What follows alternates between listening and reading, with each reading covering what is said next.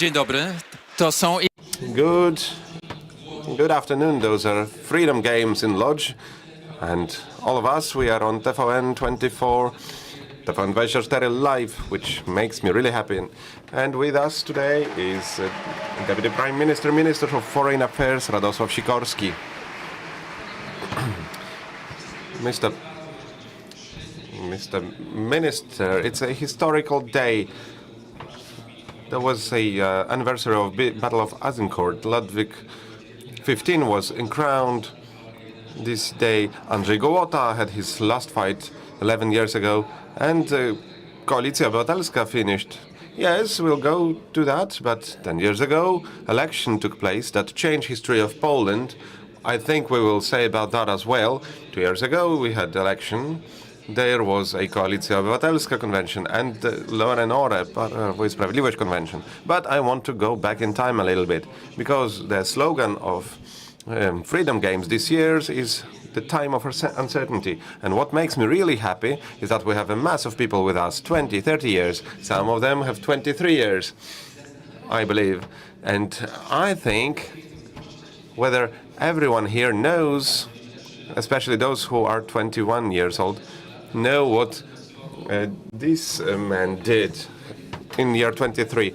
Correspondent of British media, Oxford student, he goes to Afghanistan as a correspondent. If world seems terrifying now, how terrifying should world look then when you went to Afghanistan and when you saw from close the atrocity of Russian military war machine? Did you believe it was the end of communism, that Soviet Union will fall? Being 23 years old, seeing this bloody war in Afghanistan? At that point, indeed, Afghani partisans were not given serious chances to defend powerful Soviet Union. Even less chances they were given than Ukraine is given today to defeat Russia. But in fact, in Poland, world seemed very stable. It was the mid of 1980s. We were partially poor country without a hope. It seemed that, unfortunately, our curse is communism, which is undefeated. Yet we tried to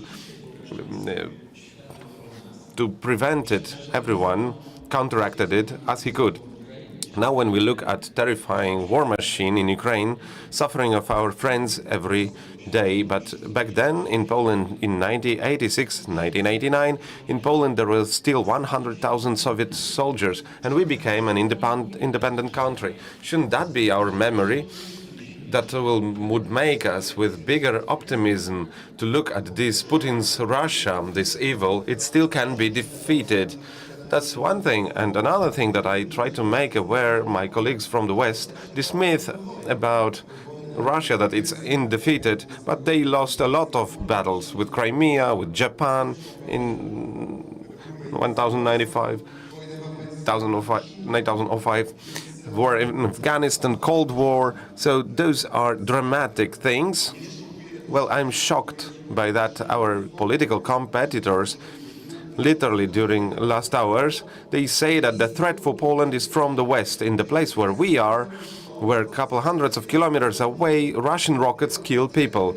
You know, if you would say then that in independent Poland someone would keep repeating some stupid things about rotten West, I would never believe. Jarosław Kaczynski on Friday said, and I quote, "Germany and France want to take our country. Everything that happened after Second World War has to lead to imperialism success of Germany." When you hear this word, how do you understand that? Let's highlight that those are not words taken out from the context. It's what they really believe. Poseł Krasnodębski said that threat for Polish independence is higher from west than it is from the east. Now we heard that Russia actually invaded Ukraine and the West is guilty. It's exactly what Putin's propaganda says. I don't understand where my former colleagues went. Solidarity, this huge movement, fought to have Poland to be a normal country. And being normal, we thought about being a normal Western democracy. Now we are a subject of discussion, for example, in Great Britain, whether we will be better than them economically. So we have tremendous success. And they say something about threat from the West. It's a kind of I can't even comprehend this way of thinking. It's so illogical that in 2025, Germany, in economic sense, are weaker than they used to be. Does Jarosław Kaczynski have in his hand Germany from Helmut Kohl time, not Germany from 2025 that have a lot of own problem? It's even worse. Germany are democratic today, Atlantic and pro-European ones. And me being a member of European Parliament, I saw how colleagues from Law and Order, from Peace, applauded, and with whom? With AfD, with German nationalists. Do they really think that Germany will be better for Poland if they are ruled by German nationalists? So let's go back then to one of most important your speeches from previous time when you were a head of diplomacy. It was November 2011 in Berlin. And I could repeat actually the same questions. You addressed a head of German diplomacy. Hundreds of people listened to you, and it was widely commented in the whole Europe. You asked 5 questions. How we found ourselves in the crisis. At that time it was financial crisis. Where are we going? How can we achieve that? What is the role of Poland, and what do we expect from Germany? I will repeat the same question, but skipping the one about financial crisis. Where are we heading now? Let's divide this question. Now, I would like to ask you about the government of Koalicja Obywatelska. Where are we heading now? But let's go back to that quote about Germany. All the time, populist side of Polish policy accuses us of being non-patriotic, calls us Germans all the time, but I know just few words from German language I learned from TV show. I just said that in the crisis of Eurozone and intervention on markets, that I am more afraid of German inactivity than of German strength. And I increased the bid, the stake, and I said that now I'm more afraid of German pacifism than Polish armament increase, as long as Germany is in NATO, in EU. And thank God Germany starts spending serious money, and they are willing to take part in the coalition of the willing to support Ukraine. Is it good or bad? You know, in Jasionka right now we have German soldiers stationed, Germany Patriot air defense. They are protecting Polish base, Polish city. Is that good or bad? I'm asking Polish nationalists, do you really want to see the recession in German economy, considering that a quarter of our export goes to Germany? Moreover, then looking into the eyes of the head of German diplomacy in the context of financial crisis, you said, don't pretend you are an innocent victim of Eurozone because you made most of money on that zone. So now take responsibility. Of course, we had some disagreement, and at this time, Ministry of Foreign Affairs, Mr. Steinmeier, said sorry about those mistakes. It was a part of that speech. Jarosław Kaczynski also said, at that point, you said EU is that when everything is good, members, we hope that they will behave good. But when at the borders we see hundreds of thousands of migrants, when war comes in, when the crisis kicks in, we all hide behind frames of national borders. So how EU should be effective? Please explain us, normal mortals. You want to, Orban, Hungary or Slovakia will said no to the votes, and it can freeze the operation of EU for a couple of months. So how should it operate? It should not become one country. Jarosław Kaczynski threatens it will be so. So how really it should like? There are two things. A problem of migration was solved by our government. We reduced corruption in MSZ. We reduced fake visas giving away for fake students. We enforced a fence on Polish-Belarusian border. But you are asking about more important thing. I am putting a following thesis. If members, founding fathers of EU would have the same attitude to the project as our nationalists have, European Union would never be able to be formed. Because if you declare that only my interest, nothing else, is interesting to me, how to create confederation. Moreover, if everyone, including Germans, would behave like our nationalists, Union would be doomed to fall apart because, of course, everyone is fighting for his own interest, but with the frames of treaty where we want the project to survive. Nowadays, nationalists would say we fought for another union, but I would like to remind that EU is ruled under Lisbona Treaty. It was negotiated by Jarosław Kaczynski and ratified by President Lech Kaczynski. Then you offered, and I wonder, do you think it's still real, to combine position of Chief of European Commission, Head of European Council, and maybe that will be a person that we all choose, all European, during election process. Is that a real idea? Is that real now? It was one of the ideas thrown during a conference for Europe's unity, because a subject is real, or our competitors, geopolitical ones, the biggest ones, have one big advantage over EU. They have unity of the rule of command. They are capable of making quick decisions. And we, being a confederation, we need to agree to everything and to bring everything down to smaller one common thing. I just want to make our nationalists think, is that really in Polish interest to have Hungary blocking all kinds of sanction packages on Russia? Because Kaczynski imagines that it's good to have a stick that you can each time use to block, to put into bicycle's wheel. But that also means while others use this right, we cannot achieve things that we want. So if you would have an impact on that, you have at some extent, how to fix the union so that it could find itself in this world of huge superpowers like US, China, Russia. Well, Russia is not a superpower, maybe only in a military regard, but not economical one.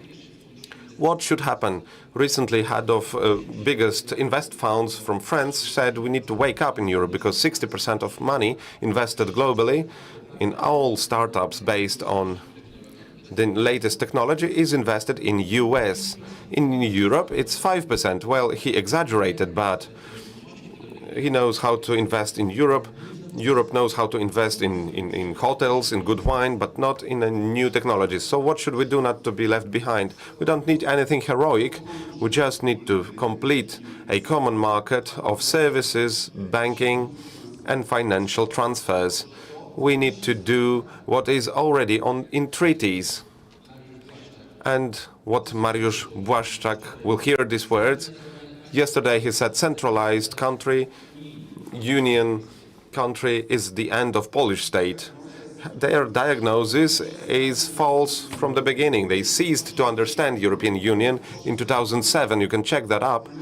In a manifesto, in electoral manifesto of Lorenora party, it was written down that central institutions of EU are good, should be supported, because only they can overcome the biggest member states' interests. They used to understand that. Now they pretend they don't. They just serve anti-EU electorate. In this regard, Ziobro won ideological debate inside Lorenora party. They used to be Eurosceptic, but not Europhobic party. Now they are racing to show how anti-EU they are, together with Confederacja. But the problem is not excessive centralization. The problem of union is inertia. And how to change it. This is the EU strategy. To change it, well, I personally believe that in terms of sanctions, the qualified majority would be better, because then we could impose more effective sanctions on Putin. That would require the change of the treaty, however, and the treaty requires unanimity of states and ratification. And now there is this issue of fear of thinking about the new treaty. The EU has lost its momentum. Now, some reforms are still possible at expansion treaties, and even there, unanimity means that during the Polish presidency in the EU, we couldn't open negotiations, expansion negotiation with Ukraine, because who blocked that?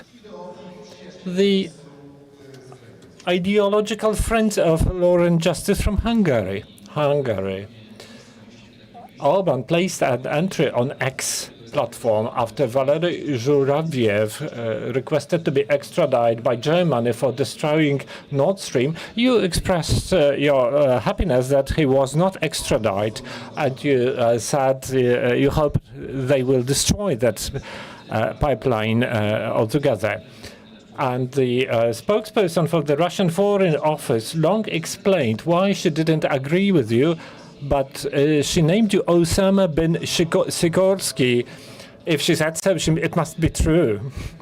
But I need to say that the EU country, EU state, the Hungary and public media controlled by Orban followed her story, quoted her. So I'm asking Mr. Kaczynski, does he comply with the Ukrainian policy of Viktor Orban, his friend?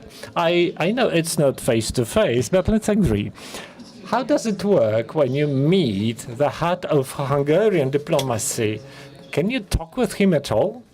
Or are there any areas where you can reach some agreement? And off the record, he says, I need to speak like that. This is our country narrative. Pardon me being naive. Ignore him. Perhaps you don't know it, that Viktor Orban did not graduate from university, but he attended the same college as I did. And we had the very same professor, a Pole, by the way, Zbigniew Pełczyński, yes. And he also taught Bill Clinton. And he once said in public, 2 out of 3 of my students were successful.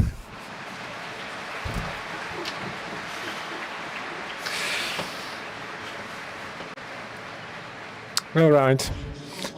Orban studied there through scholarship from George Soros. But let's close the Hungarian issue. We'll get back to Poland, but I would like to be at the final of this conversation. A great article was published in the Telegraph this year it started. It was a warm morning in Washington. Hardly dawn. General Kellogg on its phone read saw incoming phone. It was a phone call from the head of the Polish diplomacy, Radosław Sikorski. The Telegraph starts the story how you persuaded General Kellogg and the whole American administration to be back to support Ukraine. Can you tell us today about this conversation of the 4th of July and how you persuaded Americans? We like General Kellogg and we are in ongoing contact. And I understand it was a very warm conversation. But it's important for us. So let's skip the conversation. What arguments, in your opinion, would be most effective from your experience with Trump's administration? What can persuade them that America should support Ukraine? There is lots of hesitation. They are convinced by facts. I reminded the rule we have that every American administration needs to learn Russia and the EU from the very beginning. Luckily, they change their opinion facing the facts. How important it is that recently they decided to impose sanctions on Russia. The secondary sanction would in particular hit them, that would eliminate Russian oil export to China and India. Finally, but remember, lots of financial and military support for Ukraine comes from the EU that the current opposition hates so much. What would happen if the Americans sent tomahawks to Ukraine? How much would it change the course of war?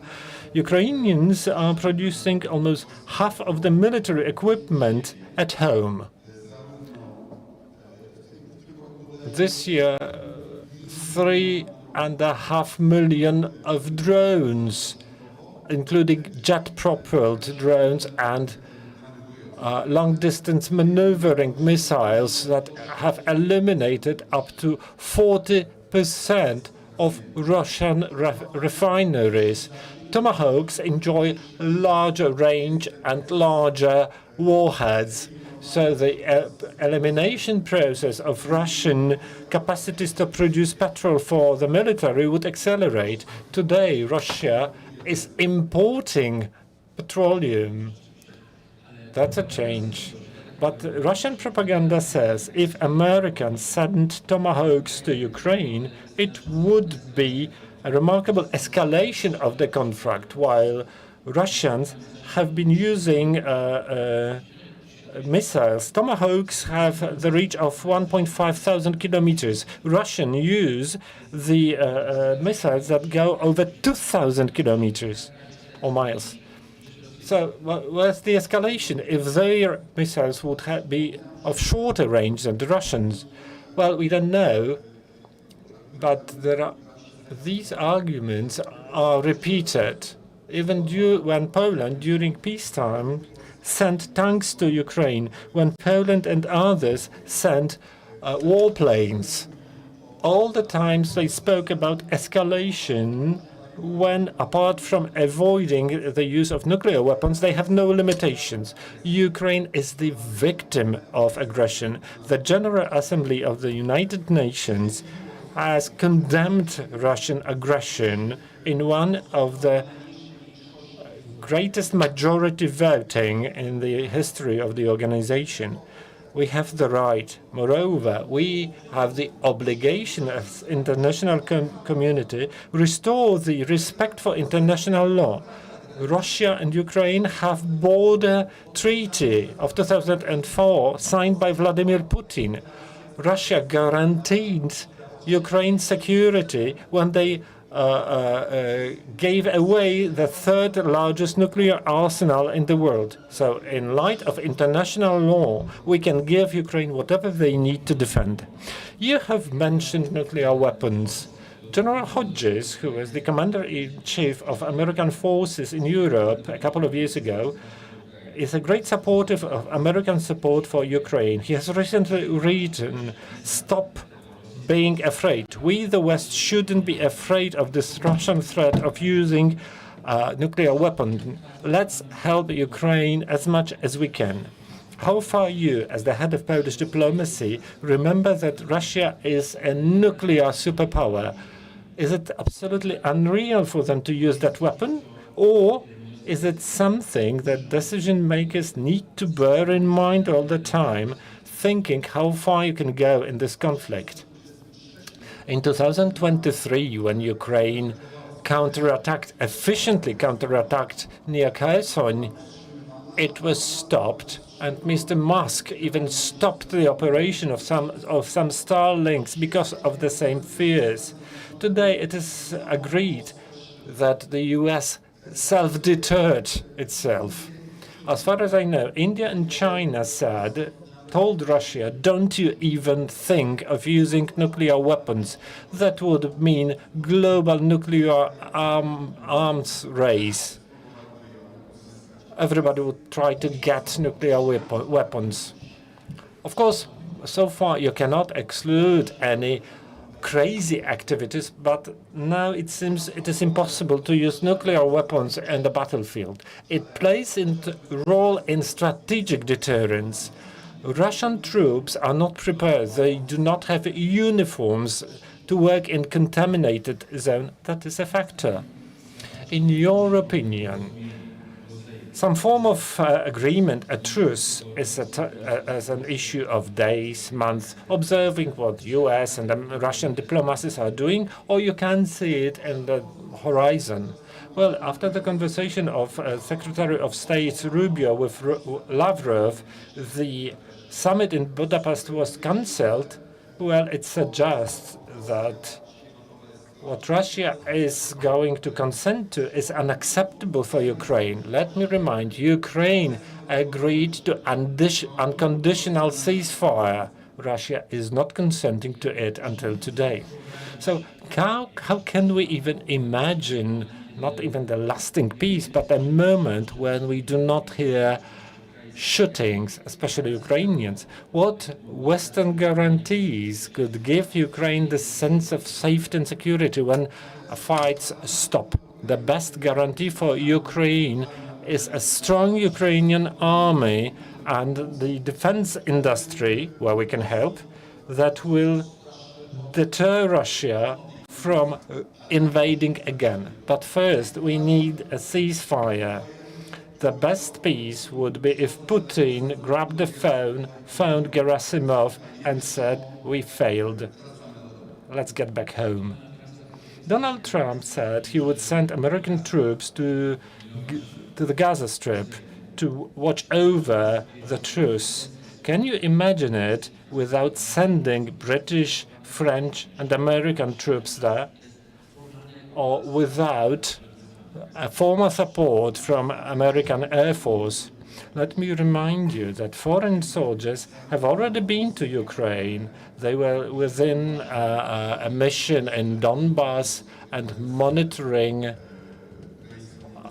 Ukraine and Moldovan border, where there is a Russian contingent in Dniestr sector. There were several Americans there. I can imagine it. My imagination is rich. The Polish support is what we guarantee from our territory. We are not going to send troops. No, that's out of the question. And the operation of Russian drones against Poland shows, and it's pretty convincing for our partners, that our predominant task is to protect the logistic hub in Rzeszów and Jasionka airfield. I'm talking to the head of Foreign Office. You can't say everything, but when you listen to opinions that come to us from the White House, is it like Donald Trump frequently changes his opinions? He says shocking things for Europeans and for Americans, but there are people like Marco Rubio who control American diplomacy in a stable way? Is it predictable? Or are these two different worlds, what we hear on Fox News and true decisions in the Department of State? Well, in Washington, as in every capital, there are debates. Different people have different views. Marco Rubio is a strong anti-communist of Cuban origin, so perhaps he may understand us better than others. Donald Trump, during his first term of office, did things I agreed with. He requested Europeans to start spending money on armament. He did it his own way that finally turned effective. Ever since that moment, Europe has doubled its expenditure on weapons.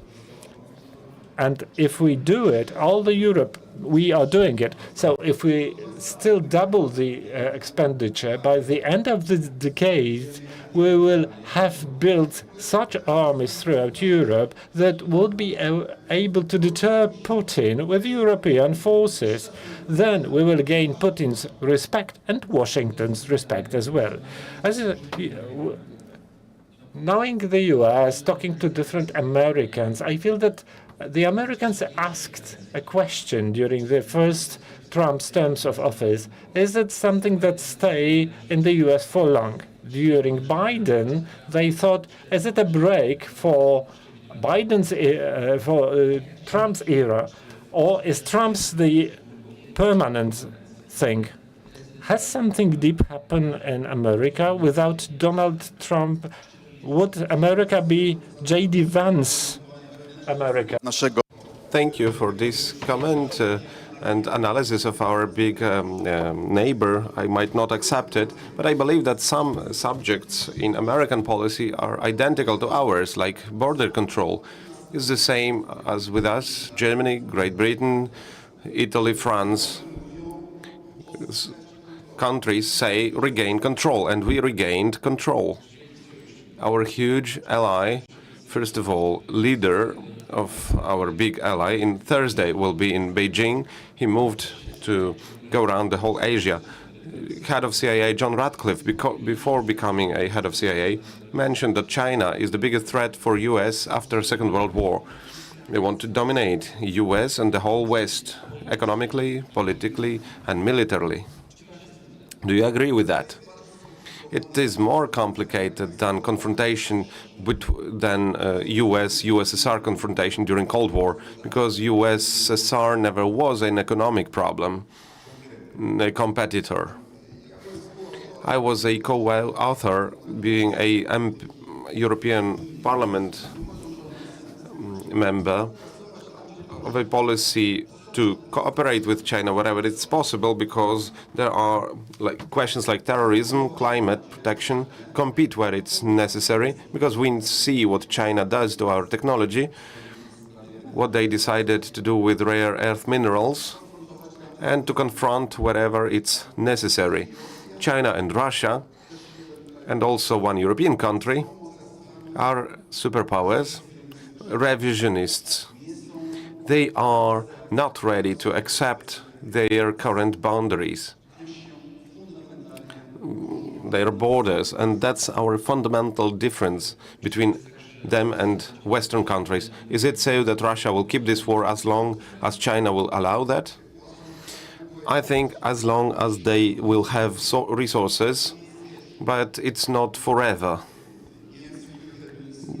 Wilhelmian Germany, they ran out of resources to run war after 4 years.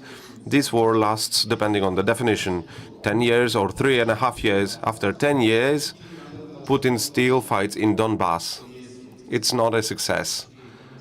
How the economists counted, if he would to take over whole Donbass, it would take 103 years with current pace. And if a snail would start from Russian border, Russian-Ukrainian border, he would be faster than Russian army. I wanted to ask about China, because there's that decision was made that has real consequences. Chinese said they introduce restrictions when it comes to the export of rare earth minerals that are so needed for electrical manufacturing, wind turbines, or F-35. How big threat is that? Is that a readiness of China to certain confrontation with the West? Was that a challenge? You will see soon that you can't do without us. Of course, Chinese do the same with minerals as US does with microtechnology. But it's a competition of giants. It would impact the whole world. That's why I hope that in Beijing, during the talks between Trump and Xi, there will be a compromise, because a trade war would have a catastrophic consequences for the whole world, including us.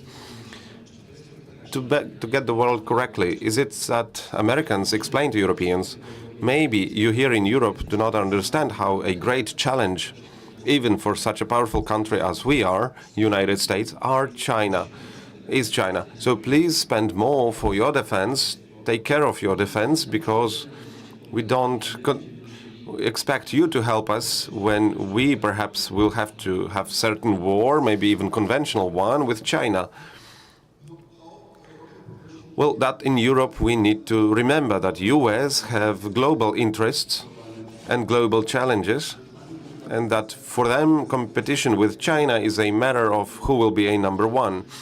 So if that changes into something worse than today, then for US it will be a priority. If when it comes to economic rivalization, EU has a lot to offer to United States. For example, we have a Council for Technological and Commerce Questions.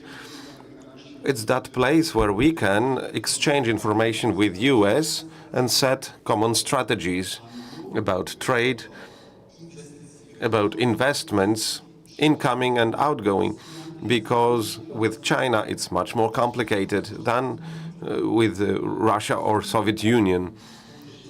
As I understand, and that's where the discussion in White House takes place during Biden and during Trump, how US can help Ukraine, because they are directly obliged to help Taiwan. If China attacks Taiwan, should they react? Well, everyone considers it's that, but Taiwan is not an ally by treaty of US. And China has a policy of one China. Let's not say ahead which China it will be, but the policy is to have one China. There was an article about understanding of American policy and world policy at the beginning of the century, between 20th and 21st century. Everyone thought, well, there will be United States, but they are democratic. Russia is changing. China is a potent economic player, but not a political. Then we thought there will be a rivalry. Now foreign affairs convinces that we have the worst case scenario, that these superpowers will agree and we as Europe will become torn apart market. The worst scenario, Putin, after ceasing being a prime minister, becomes a president, Narendra Modi and Recep Erdogan in Turkey. So in order to defend our national and transnational interests, we need to work together as Europe. Because what chance have Poland in negotiation with China? At the same time, we have opposition that thinks that European integration and joint trade policy to be a threat for Polish sovereignty. Debate about Polish policy abroad happens every day. These two conventions showed that campaign time starts between 2027 in order for us to understand better what are the challenges. We live in the world where these superpowers want to play a big game. They are stronger than ever before. They all are already playing. EU is to decide what it really is. We have ongoing war just next to us, and we have a threat of such a big global conflict. Perhaps China-American, and we have Polish Europhobes that would like to have some wars with our European neighbors and with EU. So going back to the question from Berlin, from before, where are we going? About Polish diplomacy, what role we can play in this big game, knowing our role. I want to remind that Poland was an author of an Eastern Partnership program. It's during Polish presidency we signed association agreement with Ukraine. Poland managed to unite all the effort of the whole continent to stabilize our eastern borders, to stop Russian imperialism. So European and Atlantic integration serves us. It enforces Polish independence, not makes it weaker. We had these attitudes, Europhobic, in August '94. We know how it ended up. I think about shocking day for us. It was from 9th to 10th of September when Russian drones appeared over Poland. Heads of general staffs contacted immediately Poland to offering help, and I understand there will be more conversation about that. So if it happened that in our airspace we would see Russian fighter jets, and we want to shoot them down, we need to be sure that we have the support of all the allies on our side. After these conversations, are you sure it is so? Well, Putin tested us in the sense of he tested technical capacity to detect and shut down the drones. We passed that test. Our political system, it turned out that just in case Polish Prime Minister and President and with Polish army, the whole night coordinated the operation. They tested our allies. You can imagine even Germany took part in the defense operation. And after that, a number of allies answering our Article 4, our motion, again Germany, but other countries as well, France, Norway, Netherlands, Great Britain, they sent anti-air defense actives, objects. Putin thought he will divide us. Poland and EU, but it happened the other way around. What is more, he made us aware that we need additional steps on this escalation ladder. We need to have a strong anti-drone and drone capacities. Each day, Ukraine is fighting and takes over these strong hits, hundreds of drones, is another day for us to prepare to be more effective in deterring Putin. And I understand that decision, how we should behave, of course, it's better that it would never happen. But let's say there are Russian fighter jets over Poland. I understand we would have the support of Netherlands F-35. No one is looking for the reason to fight, but like Sikorski said on UN, don't cry then. There are situations when pilot or on the ship captain can get lost, especially during GPS signal jamming. It happened also in the past during our government that Russians could say, sorry, it was a mistake. Then no one makes a deal out of it. It happens. But if enemy armed aircraft enters our airspace, it's first taken over. There are procedures. He is warned. I said publicly already, many countries, including Poland, accepted the law that if terrorists would take over passenger plane and it would be heading Warsaw, well, someone has to make a decision what to do with that. And the same goes with military aircrafts. They should be intercepted. When it comes to Americans, we all know what would happen if Cuban MiGs would fly over Florida. Yeah, it would be short. In Turkey, this aircraft was shot down in 12 seconds. What was it? I think Americans would do that even faster. We have an agreement already about shooting down rockets if we are certain about their trajectory. So I will ask in another way. Do you imagine, because Ukrainians said it like that, we would shoot down in Ukrainian airspace rockets or aircrafts that we believe they fly in direction of Poland. Well, this discussion lasts a year now. Ukrainians ask that.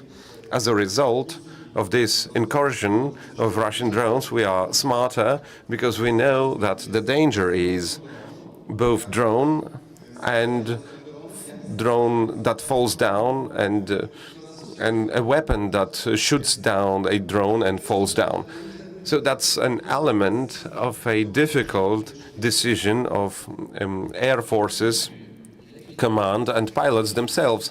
That's why Ukrainians suggest it's better for you if you shoot down those objects on their territory. It's their argument. And I think that if something is just next to our border, I think we have the right for self-defense and to reduce risk for our citizens. General Klisch used to say if there is a course to Warsaw, Polish military men would make a decision. Well, hypothetically, Ukrainians asked for that. So Ukrainian asked about, because what happens at the beginning, there is no way to send F-16, no way to send long-range weapon, no way about Abramses. It's all already there. Ukrainians asked from the very beginning some air zone exclusion over Ukraine. Are there any conversations about it? We have already answered this question, but if there is ceasefire and there is this coalition of the willing where we would be without including our troops in Ukraine, then it would demand protection. Well, to finish the Ukrainian topic, because it was a topic of presidential campaign, it may be for the next parliamentary election. The current president said he would never allow, as long as he is the president, he would never allow Ukraine to become a NATO member. What's your view? Ukraine in the NATO, in the EU, is the issue of Polish security? Well, first of all, that's the very same stance from the Russian Federation. Secondly,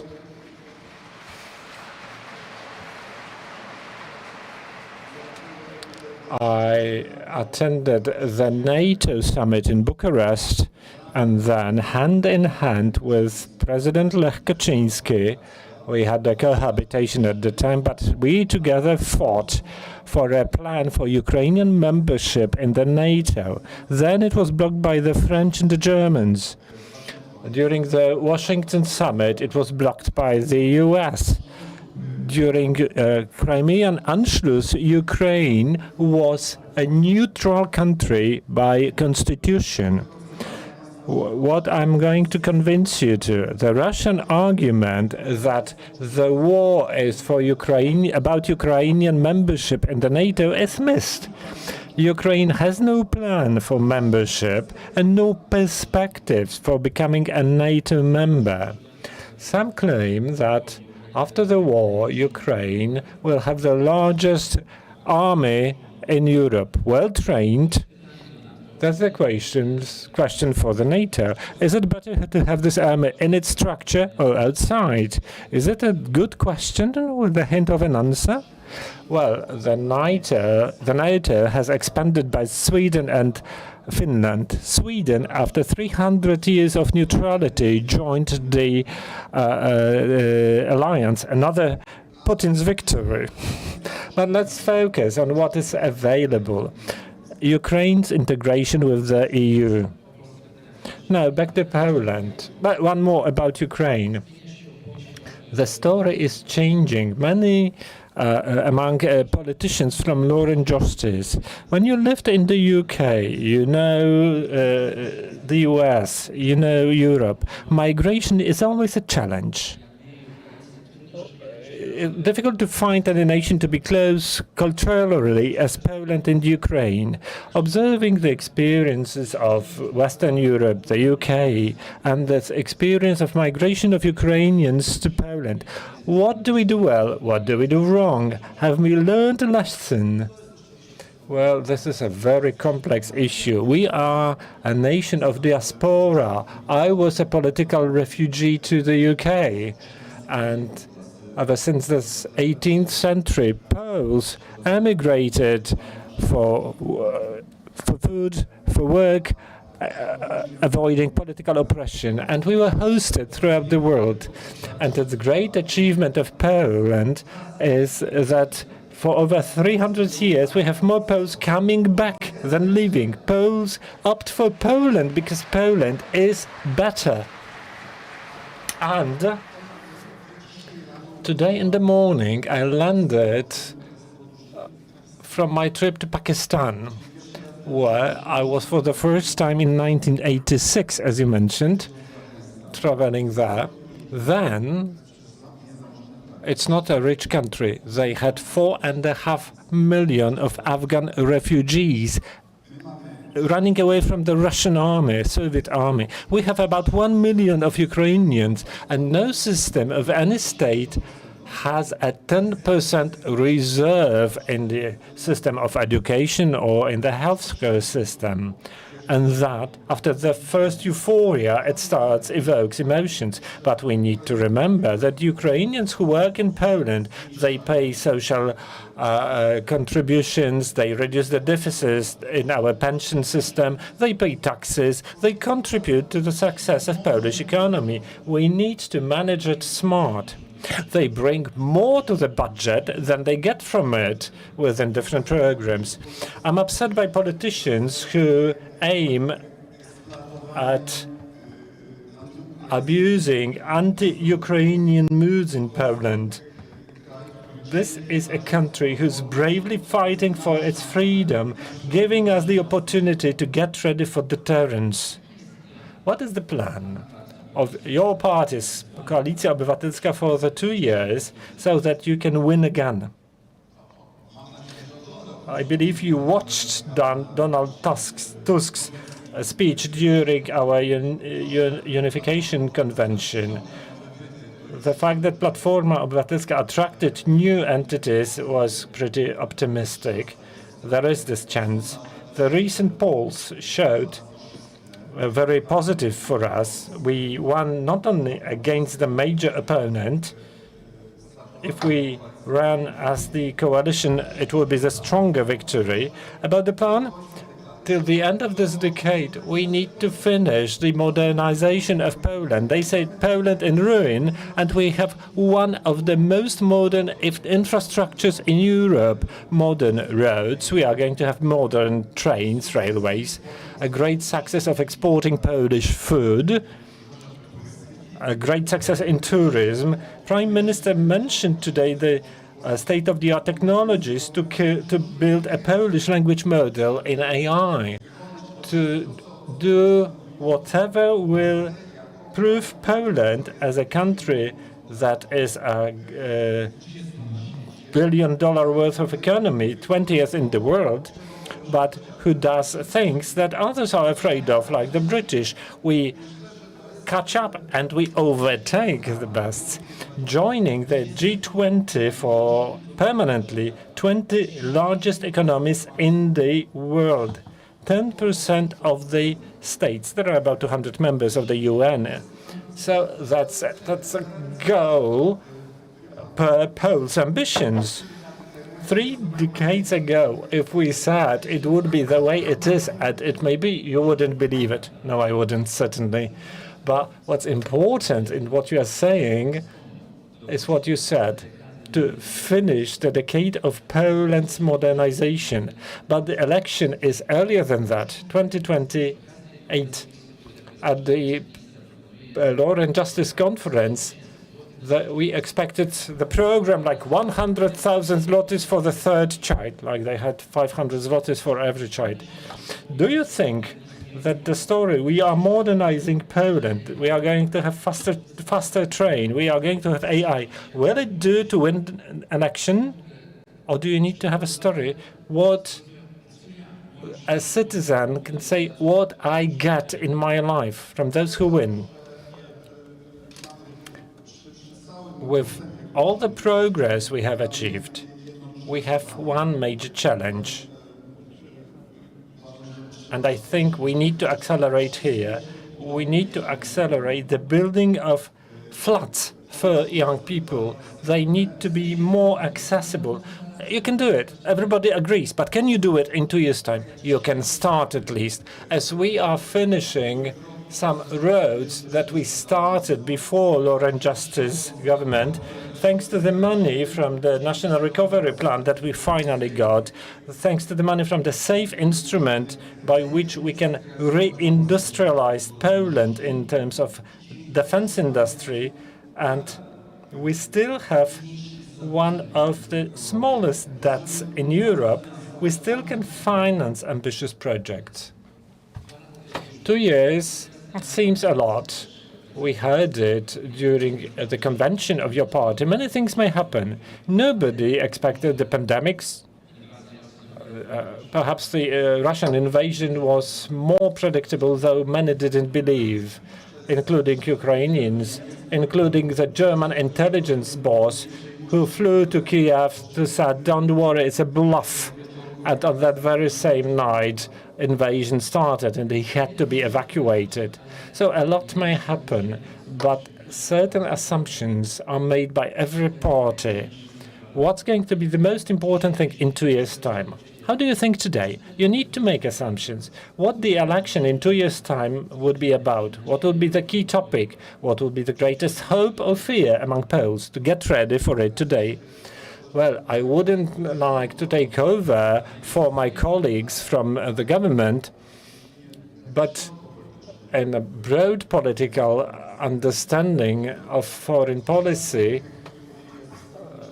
listening to the utterances in the past 48 hours, we know the choice is clear between international cooperation, using European money, making Europe something that can resist international threats, and self-isolation and wars with everybody around. This is the choice. We know the two-front war and fighting with everybody will never serve Poland. Nationalism hurts the nation. Thank you very much for your conversation. Deputy Prime Minister, the head of Polish diplomacy, Radosław Sikorski.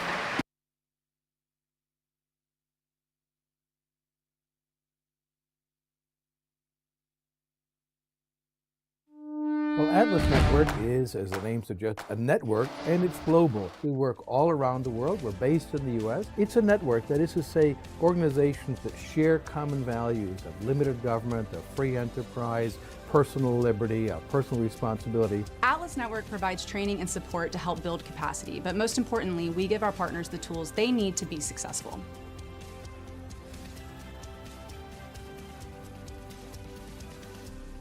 So we just had an emergency landing in Poland, in Łódź. Yeah, don't worry guys, we won't be here for long. Lads, hello vlog. So I know we were supposed to show you some wild animals and a bit more sun, but yeah, instead we have to spend 2 days in this boring place. come on. Did you say boring? I will show you beautiful nature and animals and even more. And you will see what this region has to offer. Deal? So we said yes, because why not, right? And this girl took us around the whole region. We ate pierogies. We saw some Polish art. We saw some wild animals. We got spiritual. And after all, we fell in love with this place.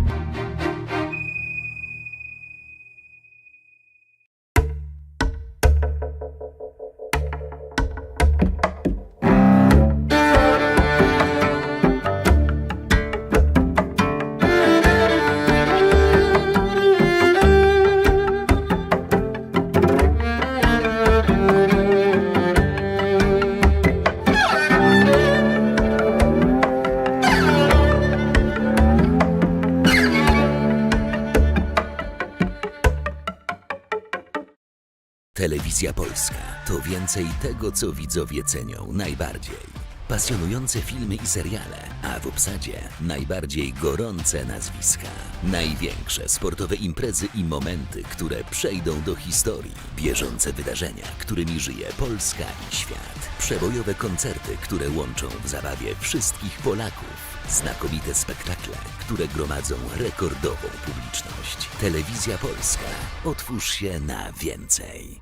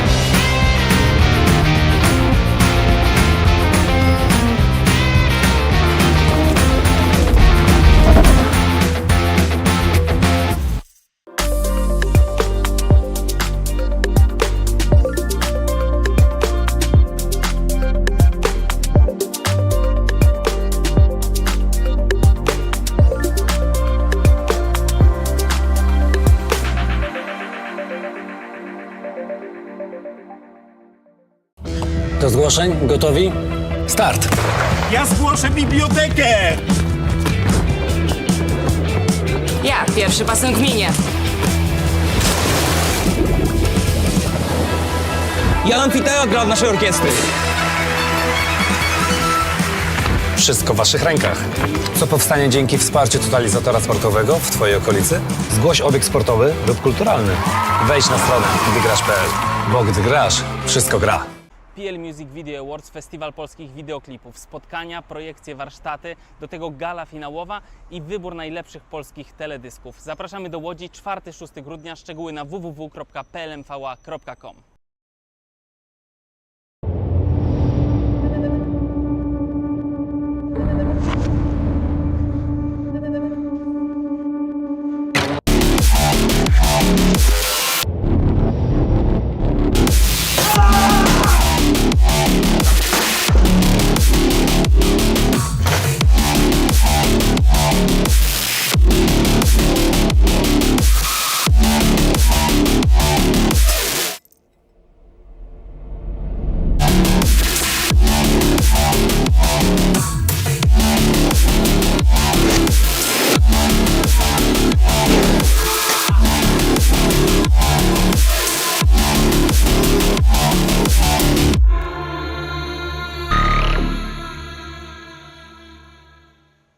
Myślisz, że to ktoś wyjątkowy, miłośnik kultury, kto sypie cytatami z pamięci. A to może być ktoś, kto na wakacje pakuje książkę, tę samą co rok temu.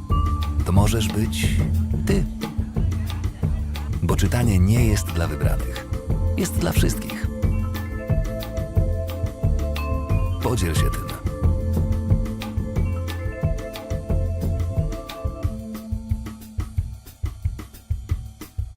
W kinie doceniam prawdziwe emocje. Na boisku pilnuję czystej gry. W kuchni poszukuję autentycznych smaków. Ale w internecie jest to trudniejsze. W internecie wobec informacji też trzeba być sędzią.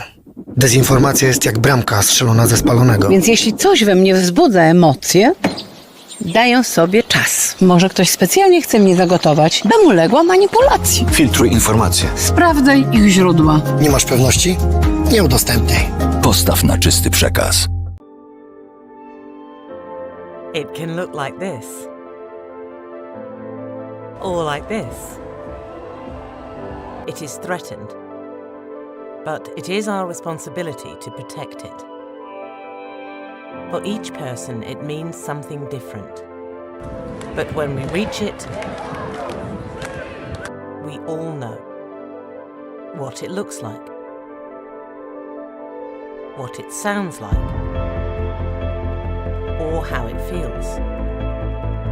And if we all fight for it, it will eventually bring us together. Freedom.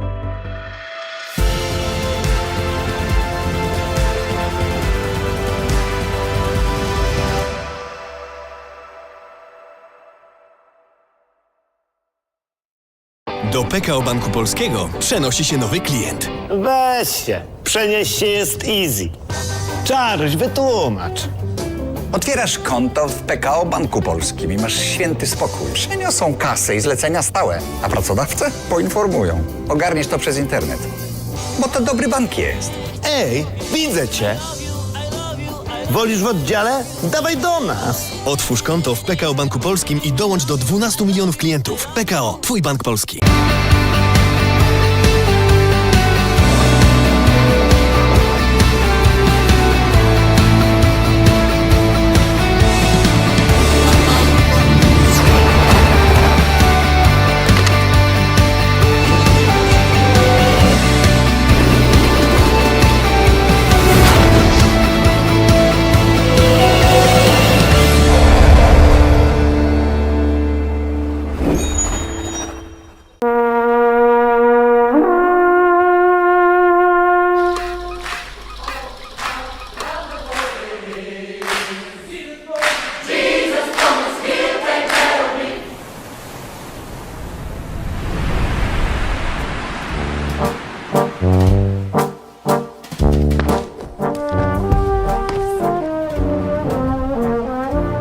Polska stolica kultury. Jesteś na miejscu. Mam plan na bezpieczną firmę. To plan firmowy z cybertarczą, która blokuje zagrożenia w sieci. Cyberbezpieczeństwo?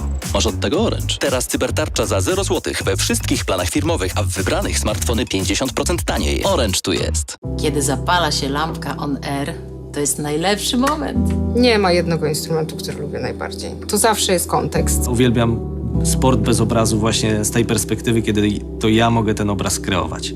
Pusty stadion nie jest cichy. Tam gołębie startują.